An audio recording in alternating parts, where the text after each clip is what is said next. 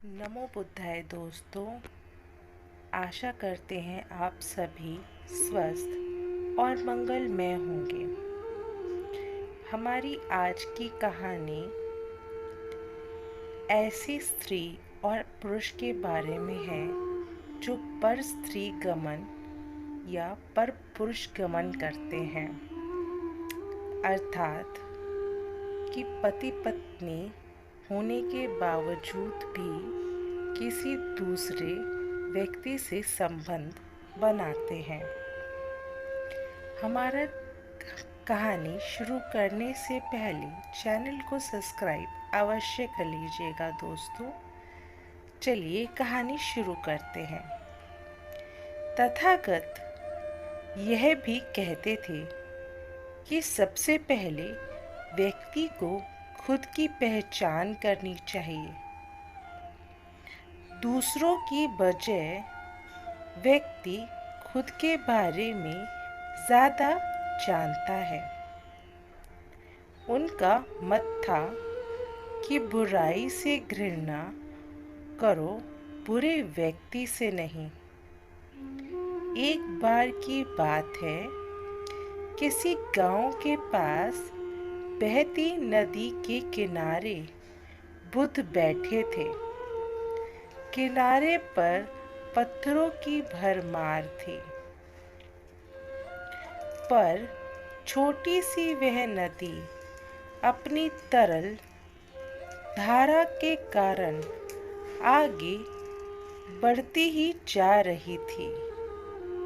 बुद्ध ने विचार किया कि यह छोटी सी नदी अपनी तरलता के कारण कितनों की प्यास बुझाती है, लेकिन भारी भरकम पत्थर एक ही स्थान पर पड़े रहते हैं और दूसरों के मार्ग में बाधक बनते रहते हैं।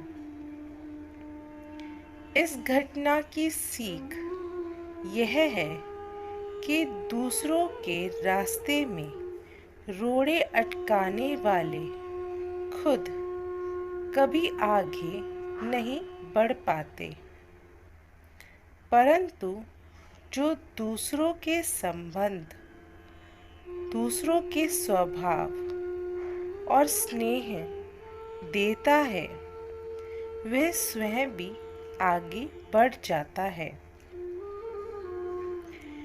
बुद्ध ऐसे ही विचारों में मग्न थे कि तभी उन्होंने ग्रामीणों की एक भीड़ को अपनी ओर आते देखा।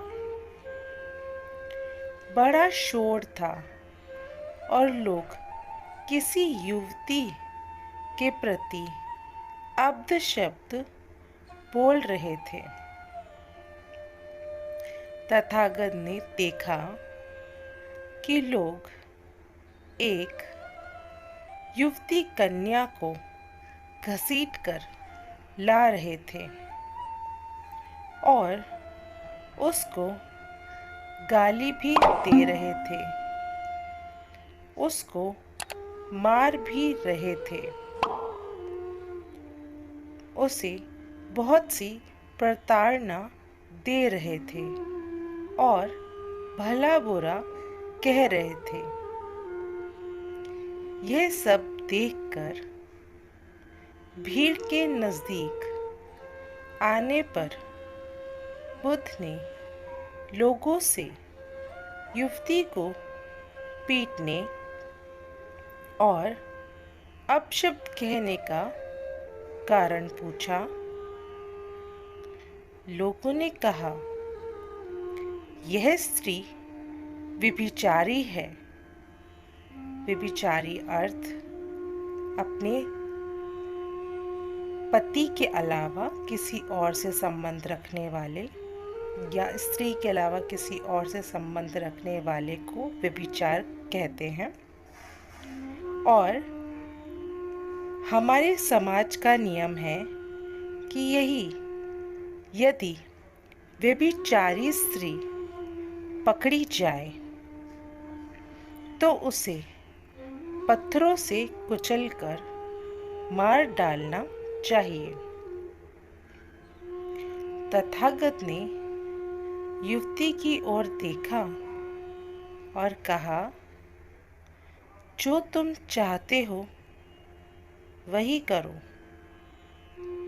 पर मेरी एक शर्त है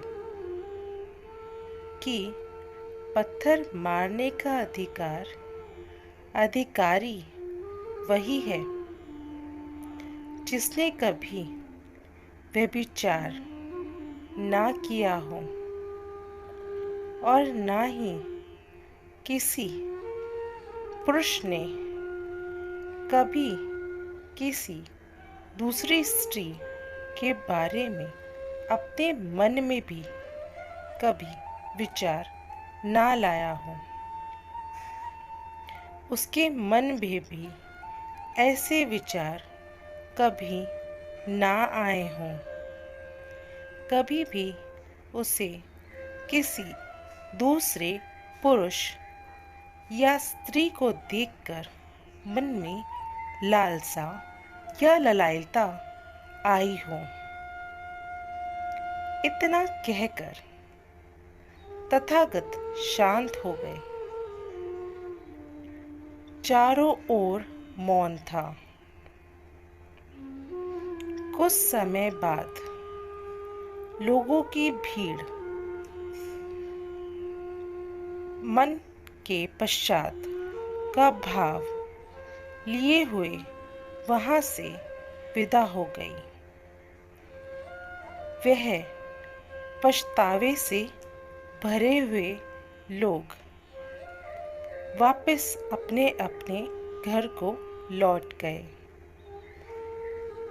क्योंकि वह सब जानते थे कि उन्होंने जाने या अनजाने अपने मन में ही सही कभी न कभी किसी स्त्री या किसी पुरुष के बारे में विचार रखे ही हैं। इस घटना से यही सत्य उभरता है कि हम खुद अपने प्रति न्याय कर सकते हैं, दूसरों के प्रति नहीं, क्योंकि हमारी जानकारी दूसरों के विषय में अधूरी होती है। यदि हम किसी के प्रति न्याय करना चाहते हैं तो उसे ऐसा प्यार और स्नेह देना चाहिए कि खुद ही वह अपने दोषों को स्वीकार कर ले और उन्हें पुनः ना दोहराने का व्रत ले। क्योंकि गौतम बुद्ध का यह विचार था कि उस स्त्री को मारने पीटने से उसके विचारों को बदला नहीं जा सकता। किसी के भी विचारों को बदलने के लिए उसके मन में प्रेम भरने के लिए प्रेम अपनी तरफ से उसे प्रेम देना ज़रूरी है।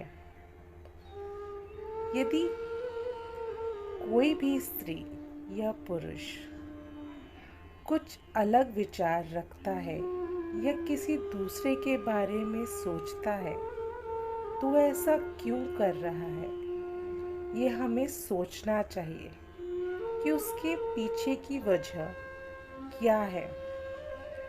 हमें हर समस्या को क्रोध या रोष से ही नहीं सुलझाना चाहिए। दोस्तों, यदि आपको हमारी आज की कहानी अच्छी लगी हो तो इसे लाइक अवश्य करें। हम ऐसी और कहानियों के लिए हमारे चैनल को सब्सक्राइब करें। नए वीडियो की नोटिफिकेशन के लिए बेल आइकन ज़रूर दबा दें।